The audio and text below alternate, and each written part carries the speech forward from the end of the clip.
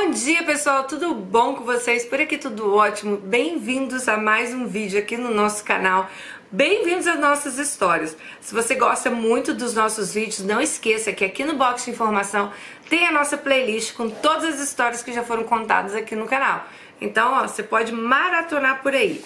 E também, se você gosta muito, já deixa aquele joinha agora no início do vídeo, já deixa seu comentário, se inscreva no canal, mostre às suas amigas e ajude o nosso canal a crescer, mais Alices conhecerem nosso canal, mais histórias chegarem e a gente não parar. Bom, vamos lá à nossa história de hoje. Oi, Dani, cheguei ao seu conhecimento através da Dani Bogione. Dani, um beijo, amiga, do canal Sobreviver na Turquia. A Dani que acabou de bater 300 mil inscritos. Gente, se você não conhece o canal Sobreviver na Turquia, vocês têm que ir lá. Bom, me chamo Leidiane e as histórias das meninas me ajudam muito, pois vejo que apesar de tudo posso vencer os gigantes da vida.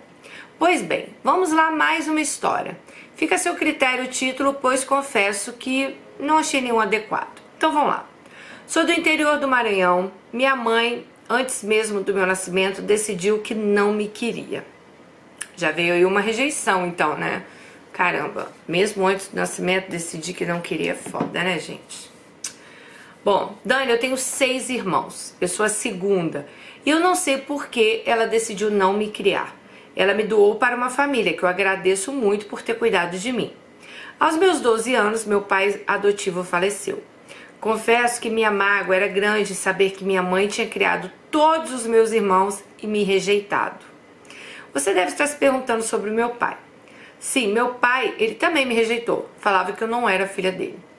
Dani, você não sabe o quanto isso me doía. E não ser aceita por quem deveria, né? Pelos pais, né, gente? Bom, com 8, 9 ou 10 anos, eu não sabia nem o que era escola. Eu não tinha sido registrada e nenhuma escola me aceitava. Eu ficava vendo as crianças saindo da escola e só Deus sabe a dor que eu sentia. Um dia eu entrei numa escola e falei para a diretora que eu queria estudar. E ela falou que era para eu falar com os meus pais, pois eles tinham que fazer uma matrícula. Mas como eu não era registrado, não faziam. Bom, eu saí de lá aos prantos. Um tempo depois de tanto eu insistir, fui aceita sem documento. Fui direto para a 5ª série, pois eu já estudava em algumas escolinhas particulares. Bom, minha família adotiva era muito humilde. Lembro que quando eu era pequena eu almoçava arroz branco com molho de cebolinha, sal, água e cebolinha. Para mim era a melhor comida do mundo. Eu comia, que eu ficava até triste, tipo de tanto que ela comia, né? Então era arroz e tomate. Mas eu não tenho o que falar da minha infância.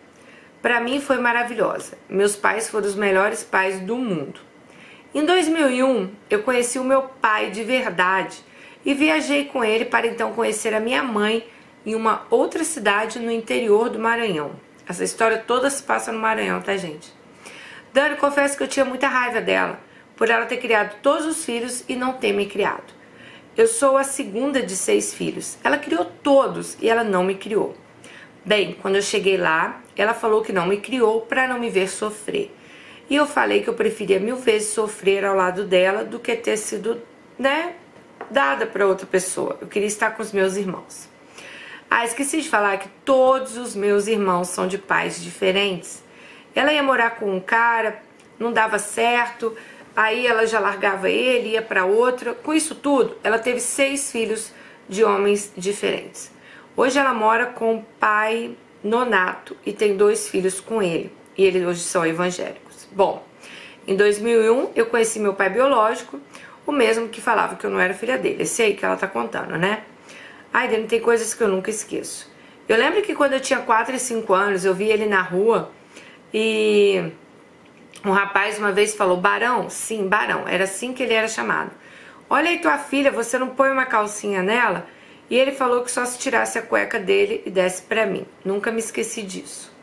Quando eu viajei com ele para conhecer a minha mãe e meus irmãos, todas as vezes que eu ia abraçá-lo, ele simplesmente saía. Eu ficava sem entender, pois eu estava tão feliz e eu só queria um pouco de atenção e amor daquele que eu sabia que era o meu pai. Pois bem, voltando para minha cidade, Todas as noites se juntava aquele monte de meninos e meninas e a gente ficava sentado na praça da igrejinha de São Raimundo. Essa foi a melhor fase da minha vida. Tive ali meus primeiros paqueras. Essa foi a única fase feliz da minha vida. Em 1999, meu pai adotivo morreu de cirrose e ali uma parte de mim se foi. Em 2002, numa dessas noites na praça da igrejinha, apareceu um príncipe montado num cavalo. Sim, ele estava literalmente num cavalo. Aquele que se tornaria um sapo e depois um monstro. Vi aquele rapaz lindo montado num cavalo, eu tinha 16 anos, mais pura inocência. E apostei com a minha amiga quem ia ficar com ele primeiro. E, apesar de eu ter ganhado a aposta, ela disse que acha que ela perdeu. Por quê? Bom, Dani, em 2002, não lembro o mês, minha mãe saiu para comprar uma havaiana para mim. Eu lembro que era uma havaiana que tinha um cabresto de florzinha e era preta. Minha mãe tirava da boca dela para dar para mim. Quando ela voltava para casa, ela encontra meu irmão e chamou ele para vir para casa de bicicleta. Ele estava com minha cunhada. Minha mãe veio na garupa e minha cunhada no varão, quando minha mãe caiu e bateu a cabeça no chão. Ela passou 18 dias em coma em São Luís. Quando voltou para casa, teve várias convulsões, passava a noite acordada com medo de dormir e morrer. E quando ela tinha algumas crises, né, eu falava que ia chamar meu irmão e ela falava para não chamar, porque ela falava que ele não gostava dela porque ela era pobre. Bom, vamos voltar ao príncipe encantado lá dela, o príncipe que virou monstro. Estávamos namorando e em julho de 2003 fui morar com ele. Foi a pior escolha da minha vida. Mas como aqui não tinha parente nem aderente, as pessoas falavam, vai morar com ele porque a sua mãe vai morrer e você vai ficar sozinha. Bom, foi lá e aí começa um capítulo sombrio da minha vida. Quando eu fui morar com ele, logo engravidei. Tudo era um sonho. Poxa, eu tinha encontrado meu príncipe que apareceu num cavalo que não era branco, mas era um cavalo. Fui morar com ele em julho e no dia 1º de novembro, a mãe falou para que se eu pudesse eu passasse o dia com ela. Bom, esqueci de falar para vocês que eu fui morar numa fazenda afastada da cidade. Então, no dia 2, fui passar o dia com a minha mãe e no dia 3 ela saiu de casa falando que ia na casa da minha irmã, sentou na casa da vizinha e faleceu. Meu mundo acabou.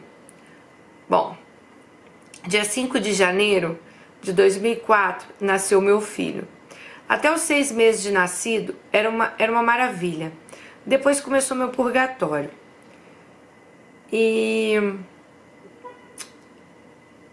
meu príncipe, né, saía todos os finais de semana e me deixava em casa com o bebê. Sozinha, ela disse. Eu não podia falar nada, pois tudo era motivo para eu ficar com o olho roxo. Eu apanhava quase todo final de semana. No dia 1º de janeiro de 2005, numa noite anterior, tínhamos passado a virada do ano com os donos da fazenda onde a gente mora. E uns amigos, estava tudo tranquilo.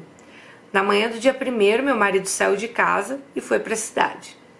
Eu saí logo em seguida para descobrir onde ele se metia. Ele estava num cabaré.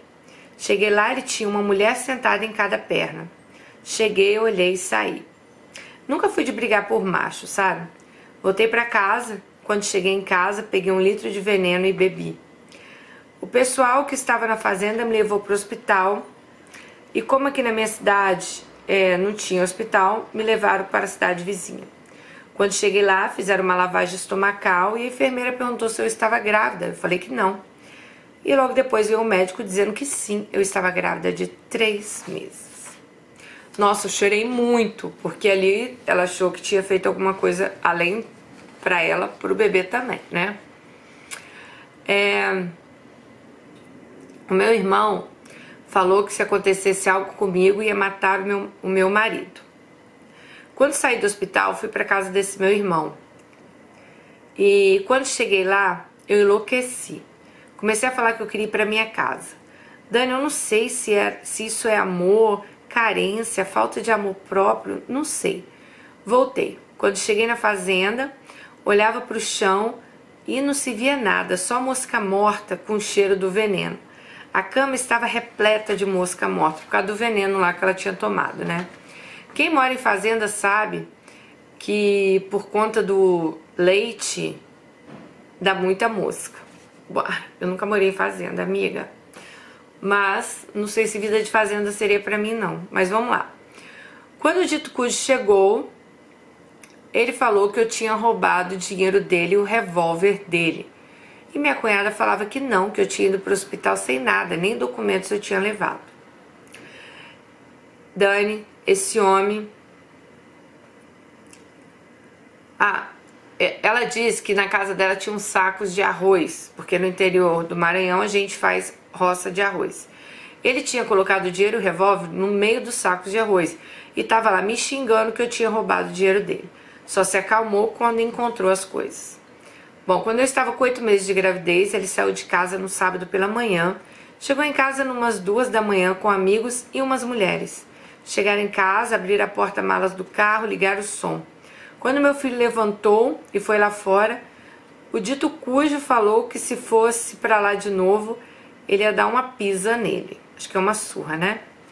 Dani, uma criança de 1 ano, que estava dormindo. O pai chega, faz mau barulho, que culpa essa criança tem? Perguntei o que ele estava fazendo lá, que meu filho não podia ver.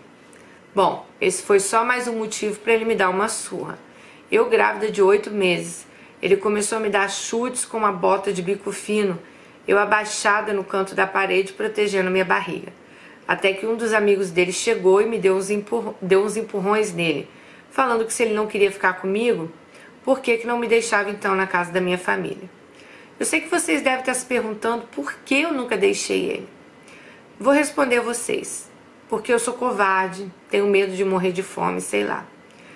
Bom, quando minha criança nasceu, acho que é a menina, ela nasceu com 6 quilos, um presente de Deus. E graças a Deus nenhuma sequela do veneno. A única sequela é que ela é muito palhaça e não leva nada a sério.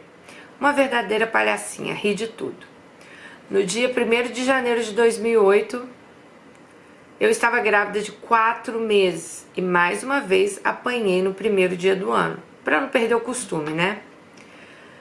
Meu filho nasceu dia 23 de agosto e o dito cujo foi espancado no dia 4 de setembro de 2008 e teve morte cerebral.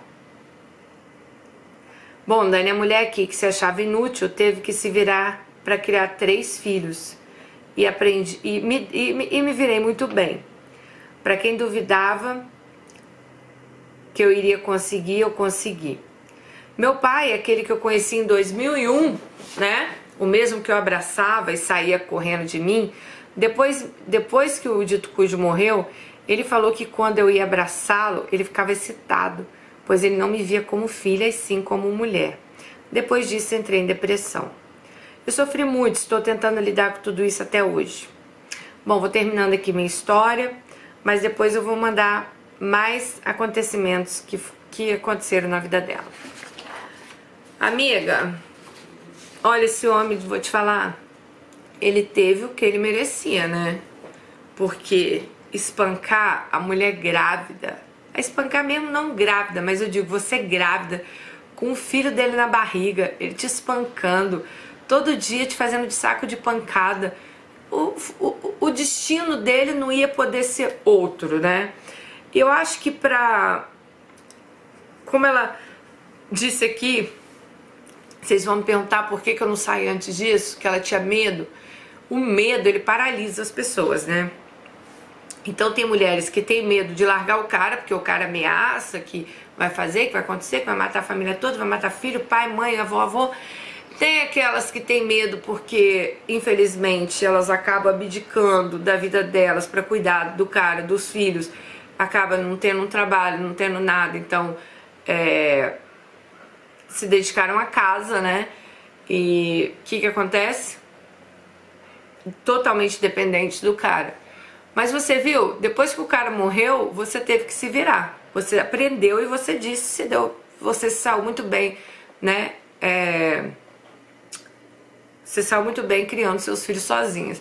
Então eu digo hoje para mulheres que estão passando por isso, que acham impossível, gente, não é impossível.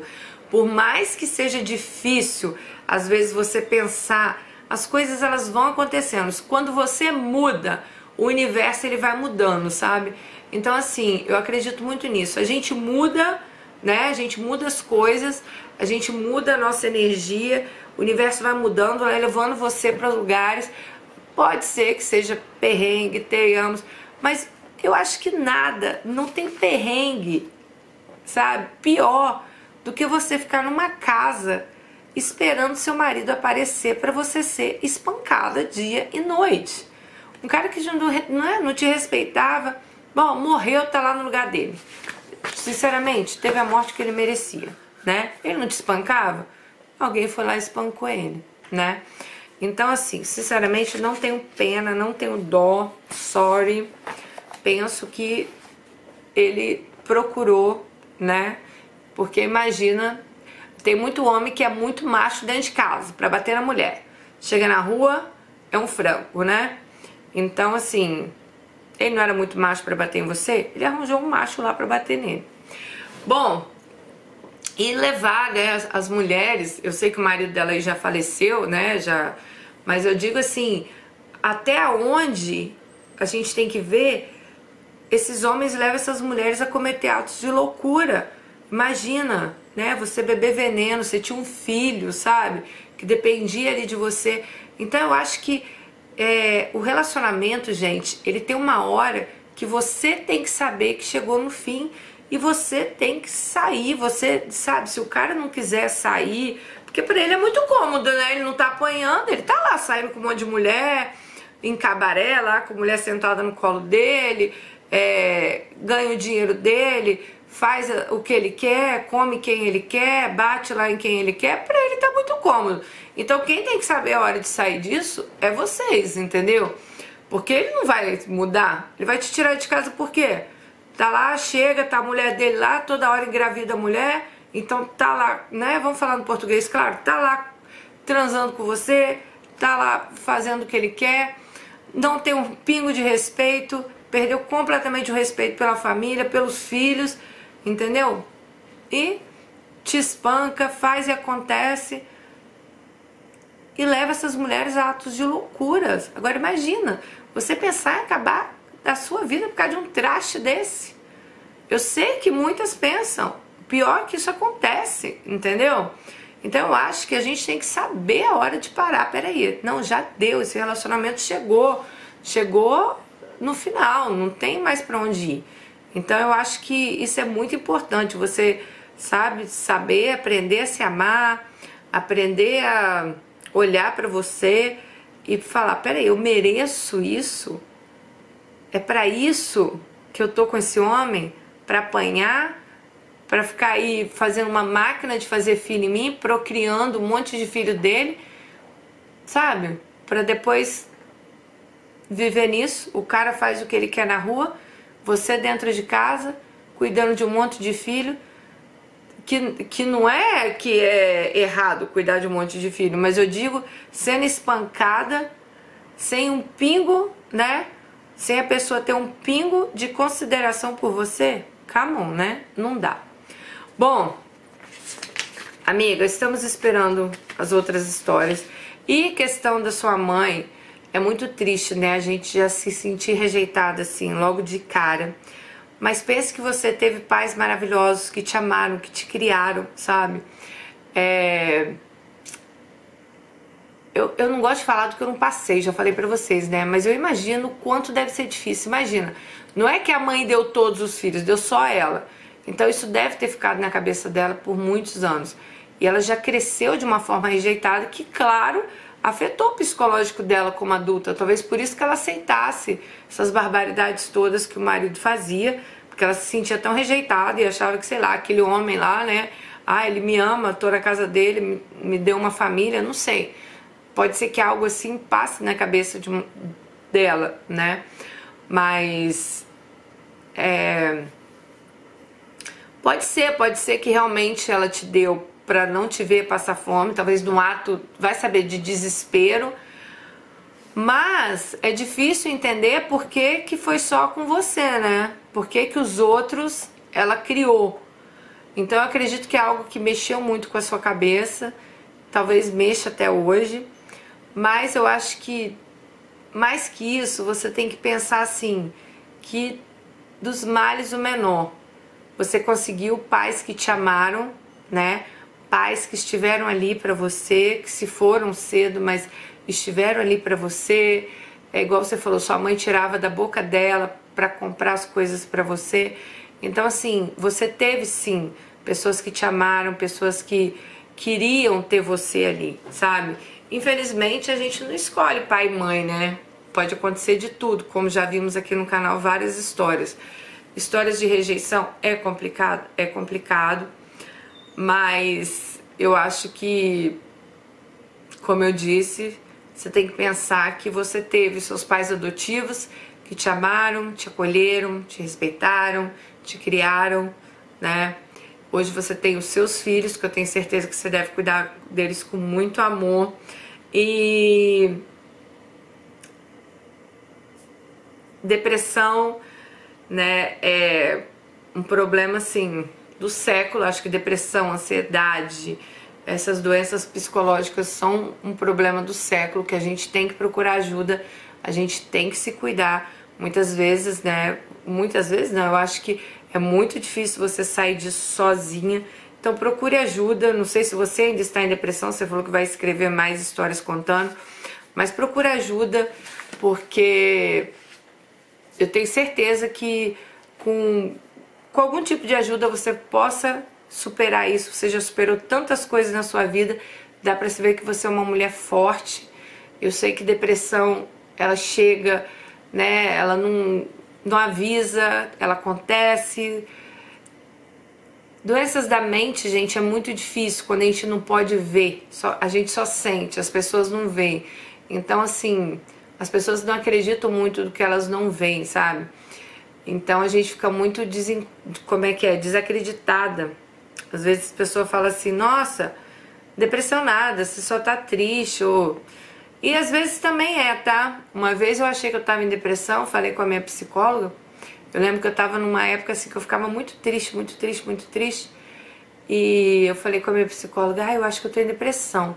E eu lembro que ela falou assim, Daniele, existe depressão e existe uma tristeza profunda que às vezes está dentro da gente, que são outros tipos de questões, entendeu? E claro, fazendo todo o tratamento, eu vi que eu não estava em depressão, eu estava mesmo, era no momento que, como eu estava fazendo o tratamento para ansiedade, eu tirava muitas coisas do meu passado e vi uma tristeza muito profunda assim dentro de mim. Então tem isso também. Mas é igual eu falo pra vocês, gente, procurem ajuda, não tentem ficar, sabe, sozinhas. Eu vou ficar aqui na cama meses, anos, e um dia isso vai passar, porque a tendência, né, é não passar, a tendência às vezes é piorar. Então tem que ter muita força e muita ajuda para sair disso. Então se você ainda estiver assim, ou qualquer pessoa que estiver me ouvindo, procure ajuda. Tem centros de tratamento, tem acho que é CVV, né? Que você liga, tem pessoas para você conversar, procure alguém para você conversar, procure desabafar, não deixe assim o que está dentro de você ficar te consumindo. Muitas vezes a gente tem coisas na vida da gente que a gente não conta também, a gente deixa aquilo consumir a gente de uma tal forma. Mas se você precisar também, estamos aqui, ó. Então vamos deixar muito amor pra ela aí nos comentários. Um beijo pra vocês e até o próximo vídeo. Tchau!